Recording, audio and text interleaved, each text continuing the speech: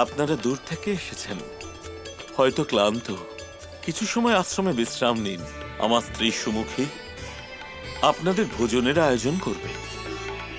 আমাদের এক গুরুত্বপূর্ণ যজ্ঞের জন্য আশ্রমের বাইরে যেতে হবে। এবার আমাদের প্রস্থানের সময় হয়েছে। প্রণাম। প্রণাম।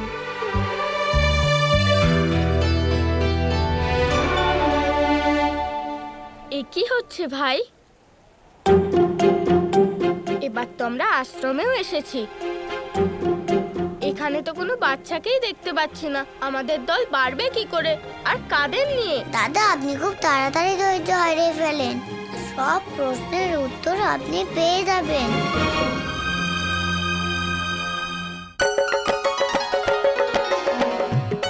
হ্যাঁ মা। নন্দীমুখী, আজ আমাদের বাড়িতে অতিথি এসেছে।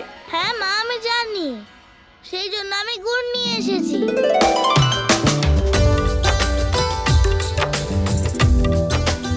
তুমি এই গুড় দিয়ে পায়েস বানাতে পারবে মা? আমার সোনা মেয়ে। মা, আমি আর তোমায় কিভাবে সাহায্য করতে পারি? ওখানে চাল আছে, একটু জলে ভিজিয়ে দাও। হ্যাঁ মা।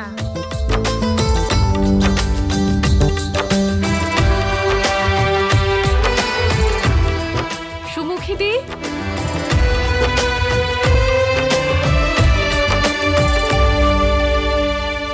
প্রণাম। হ্যাঁ প্রণাম। প্রণাম। আমি জানি যে আপনারা আমাদের অতিথি। অতিথি দেব ভব। আমি আর মা আপনার কাছে ক্ষমা চাইছি। খাবার তৈরি হতে একটু সময় লাগবে। বাহ, তুমি তো খুবই সংস্কারী। তোমার নাম কি? আমার নাম হলো নন্দীমুখী। নন্দীমুখী, খুব মিষ্টি নাম তোমার। প্রণাম। প্রণাম। প্রণাম। আপনি ঋষি সন্দীপনের অর্ধাঙ্গিনী তো? হ্যাঁ, আমার নাম সুমুখী, আর এই আমার কন্যা নন্দীমুখী। আমাদের আলাপ হয়ে গেছে। সত্যি আপনার মেয়ে ভীষণ সংস্কারী। হ্যাঁ, এ কথা ঠিক। আপনারা বিশ্রাম করুন, আর কিছুক্ষণের মধ্যেই খাবার তৈরি হয়ে যাবে। আরে, আমি তো আমার পুত্রদের সাথে পরিচয় করাইনি। এ হলো আমার পুত্র কৃষ্ণ।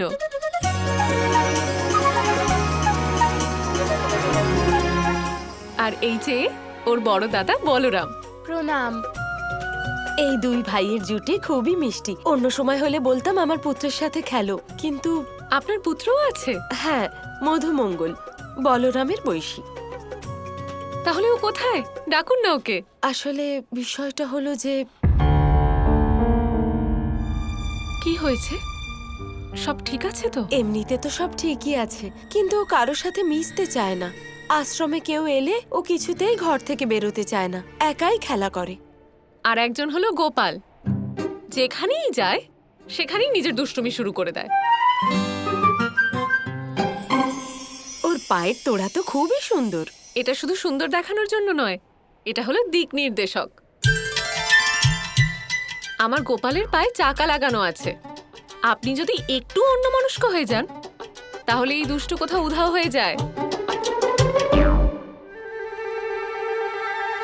মুখ গোমরা করে আছো কেন ভাই? কেউ এভাবে প্রশংসা করে নাকি দাদা? মা তো সত্যি কথাই বলেছে। আর এই সত্যি আমাদের দলকে বড় করবে।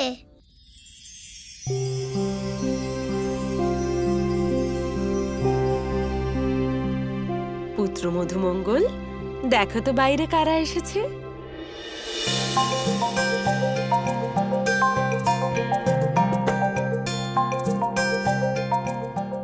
দেখবে চলো, তোমার মতো সব মিষ্টি বাচ্চারা এসেছে। বাইরে গিয়ে ওদের সাথে খেলবে চলো। না মা, আমার দেখারও ইচ্ছে নেই, আর খেলারও ইচ্ছে নেই। ঠিক আছে পুত্র, তুমি এখানেই খেলো। আমি তোমার জন্য খাবার পাঠাচ্ছি।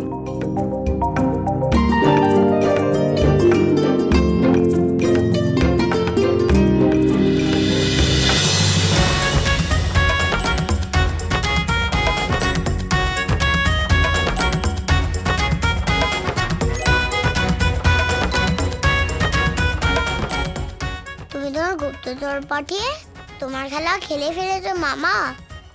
এবার আমার খেলা শুরু করো পালা।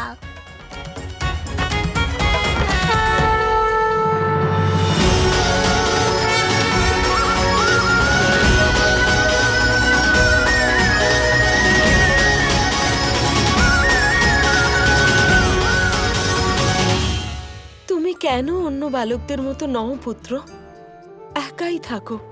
তুমি তোমার বয়সী বাচ্চাদের সাথে কেন খেলো না? নিজের কুটির থেকে কেন বাইরে বেরো না? এরকম কেন করো পুত্র?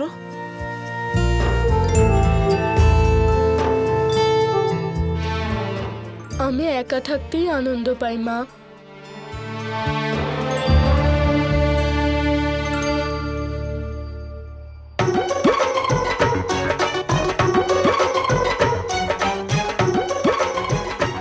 গোপাল এখনো কেন আসছে না? মনে হয় ওর জন্য আমাকে আবার বকা খেতে হবে। বলরাম, তোমার ভাই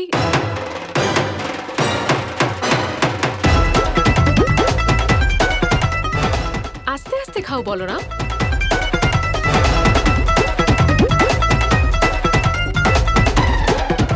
আমি গোপালকে নিয়ে আসি। খাবারগুলো খুবই সুস্বাদু।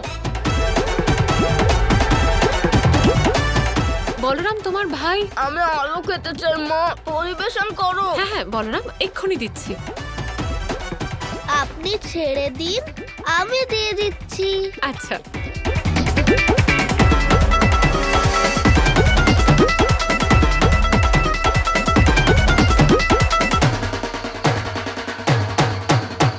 বলরাম, খাবার গলায় আটকে যাবে সোনা, আস্তে আস্তে খাও। আরে এই গোপাল। মাকে অন্যমনস্ক করতে হবে। মা, তুমি পায়েসটা খেয়ে দেখো। পায়েস? বলরাম, মা যখনই তোমাকে গোপালের বিষয়ে কিছু জিজ্ঞেস করছে তখনই তুমি খাবার কথা কেন বলছো? হ্যাঁ তাই তো।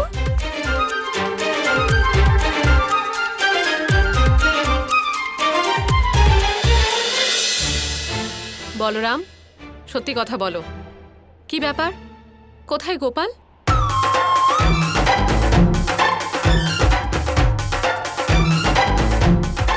আমি তোমাদের দুষ্টুমি বুঝেছি। আমি নিজে গিয়ে গোপালকে নিয়ে আসছি। চলুন আমিও আপনার সাথে যাই। আরে না না, আপনি কেন চিন্তা করছেন? এই দুই ভাইয়ের দুষ্টুমি না আমি খুব ভালো করেই বুঝতে পারি। এতে আবার চিন্তা কিসের? আপনার সাথে গেলে আমারও গোপালের দুষ্টুমি দেখার সৌভাগ্য হবে। চলুন। গোপাল, গোপাল সোনা, কোথায় তুই?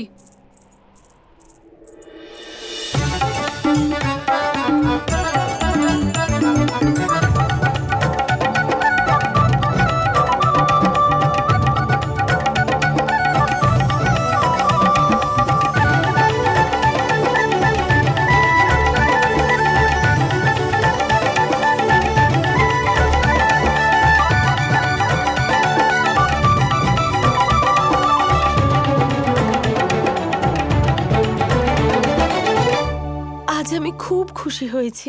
আমার বহু বছরের ইচ্ছা ছিল যে আমার পুত্র মধু এরকমই হাসি খুশি থাকুক। কারোর সাথে তাকে খেলতে দেখি মনে হচ্ছে যেন আমার পুত্র মধুমঙ্গল গোপালের অপেক্ষাতেই ছিল। সঙ্গে সখা হলে